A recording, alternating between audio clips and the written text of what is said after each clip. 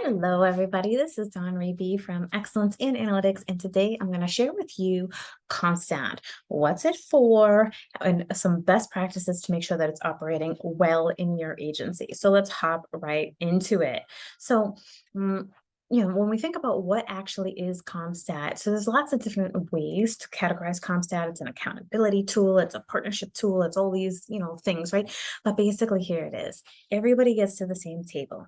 They talk about the problems in the community. They're accountable for what's happening in the community, and they put their heads together and they figure out how to resolve the problems in the community. And so I'm going to share with you some ways to actually get that done, to make it so that you are not just, in a meeting full of numbers and chaos, so that it's really meaningful and that really you can have quite success in these ComStat meetings. So I'm going to share with you some of the key tips that I have right here for you. So there's four key principles of success or for success for ComStat process. It got to be timely and accurate, right? You just have to have your analysis relative to your ComStat meeting be timely and accurate. So here's what you don't want to do. You don't want to have a meeting in, mid-August and represent May and June data. That's a no-no, right? What you want to do is get as close to the time period, up to a couple of days, if possible, of the time period that you're looking at. Okay, so timely and accurate intelligence. So when you say accurate intelligence, you got to make sure that your systems are set up ahead of time so that you can generate the analysis, not just the numbers, but the analysis needed for ComStat. So number two, rapid deployment of resources. So this is another key principle of ComStat, really ensuring that we have this rapid deployment. So if there's a problem in the community, then we are responding to it in a rapid way, all right? Using data to drive those decisions. And then the third key principle in ComStat is effective tactics. Are we just doing what we used to do all the time, or are we really acting in a proactive way, in a data-driven way, in a way that gets the results that we want done, right? And then number four, a relentless follow-up. So this is a wonderful product of ComStat, or byproduct of ComStat, is that people start to become aware of exactly what's involved in their particular sectors or districts or whatever it might be, maybe platoons. And their job is to relentlessly follow up to ensure that they've gone every flipping path they could go to resolve a case, to close a case. And so this means that our systems are getting better, that our follow-up is getting better, that we are more actively trying to close our cases. Okay. So the goal of ComStat is really to provide a much more proactive approach to policing. And I'm going to show you exactly how to do that. We can talk about its origins, or you can do some of your own research in the 1990s in New York City when it all kind of started and came about. But really, we've seen this evolution in the last several years around what ComStat means. For some agencies, it's complete accountability, and you have a lieutenant who's standing there and you're kind of reaming them out. For others, it's more of a collaborative approach. And that's the approach that I really enjoy, is that collaborative approach. Because when you have that collaborative approach, when done right, quality crime ComStat really can result in a couple things. You can pinpoint the location of the areas that you need to create those deployment strategies specific to the problem, right? So you can reduce crash crime, social harms in a much more proactive way. You can identify areas where personnel are meeting or exceeding goals and providing opportunities for positive recognition. And we all need some positive recognition in policing right now.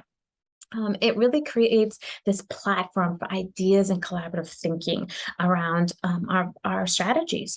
And it allows us to bring other partners to the table, maybe probation, parole, whatever it might be, to the table to really come up with a bigger solution to the problems in our community. Because some of the problems are not just for the police to solve, right? And so we got to go ahead and get in some innovative solutions and bring in some partners who are going to help us get the work done. All right. ComStat also allows us to rapidly identify patterns and trends as they emerge. When we're looking at data, we want to look at it in two ways. We want to look at, for most agencies, right, depending on your size, we want to look at year to date, right? Where were we in the beginning of the year to date compared to the average? Ready? I'm going to repeat that. Compared to the average of the last 3 to 5 years. You don't want to compare year to year because of anomalies, right? So, for instance, last year we had COVID. So burglaries all around, this neck of the woods were down. So we don't want to really say compared to last year, burglaries are up. We want to look at the last 3 to 5 years of data to get a good understanding of what activity is really up or down. Um, and what it also does, it's a mechanism that holds commanders responsible for responding to crime. So these crimes don't slip through the cracks. So we don't have citizens saying, hey, what's going on with that case? We are regularly working them, and we are making sure that nothing slips through the cracks, right? So how can crime analysis really help with this? What does it look like? What does it look like for a commander, an officer? What does a Comstat look like, right? So part of what it looks like is you want to look at, from an analyst perspective, you want to look at your part one analytics, and depending what size agency you are, right? So you're going to want to know your part one crimes: murder, rape, robbery, assault, right? And then you might also want to know some of the other social harms that are relevant to your community. In a lot of communities, we'll add in categories such as motor vehicle breaks, or motor vehicle thefts, or larceny over, felony level larceny. And we may also want to look at domestic versus non-domestic, mental health challenges, right? Repeat issues that we're going to over and over again, right? So really the analytics, you want to get into this consolidated report where you're looking at the last 3 to 5 years of data compared to the average of the current year in those part one, and otherwise categories. We also want to look at crash and other social harm data. And so a lot of agencies will say, well, let's look at the motor vehicle stops. And I encourage you to think about that. Think about that. So yes, you want to look at motor vehicle stops, but that's the how. That's the how you're getting to the results. So the bigger thing to look at would be to the impact that that engagement opportunities or engagement activities actually make.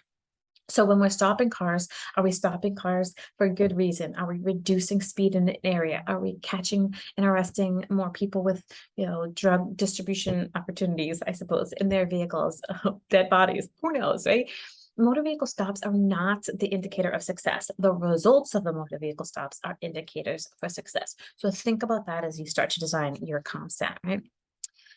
So the way it actually works, like operationally, how does Compstat work? Well, once crime analysis puts together the data packet and the agency really decides on what that data packet looks like, then there's this internal communication that goes on. So what I do is I kick out the packet, the data packet, with the crimes, as well as a short summary of everything we're about to talk about, right?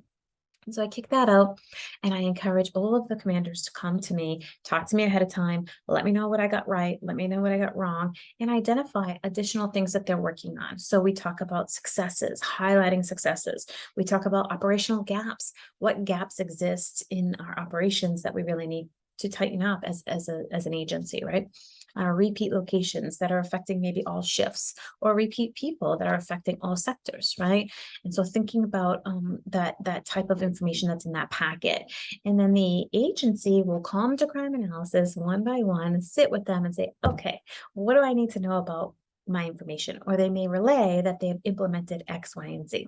So I encourage your commanders to come to you as analysts or analyst supervisors and discuss the Compstat before you actually have Compstat, so that you can ensure that you have the highest quality of information, and that you're not working through errors in data during Compstat, that you're really talking about solutions in Compstat.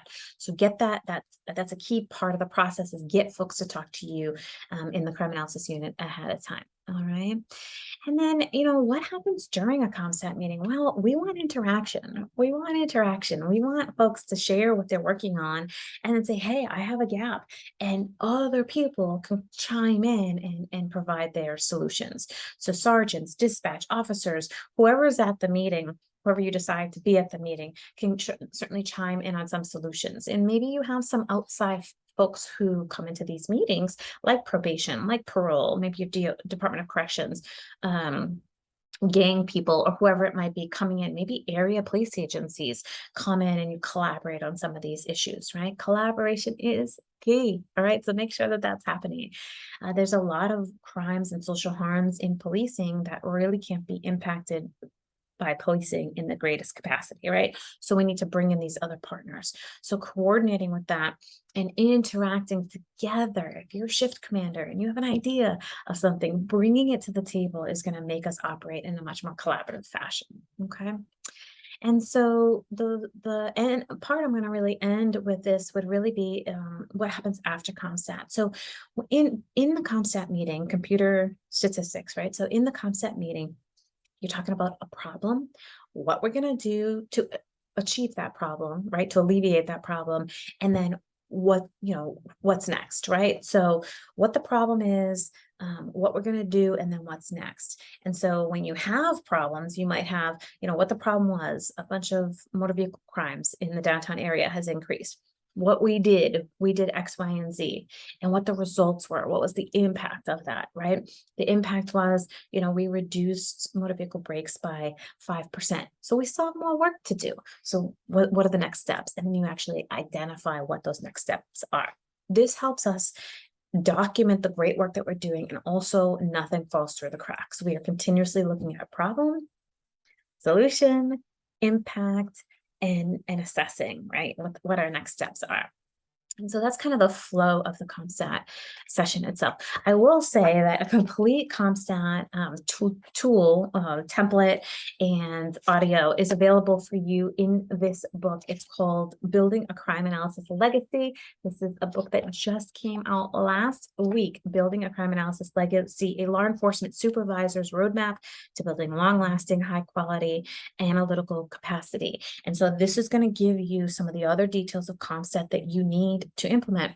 With this book comes a bunch of book bonuses, and we update those book bonuses on a regular basis. So right now, what's in the book bonuses is an entire implementation plan around implementing Compstat, as well as a template right in there for you.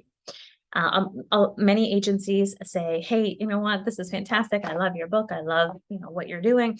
Can you help guide us? And the answer is yes, I can absolutely help guide you. I'm a private consultant, so I can reach out to your agency and we can get you going right away.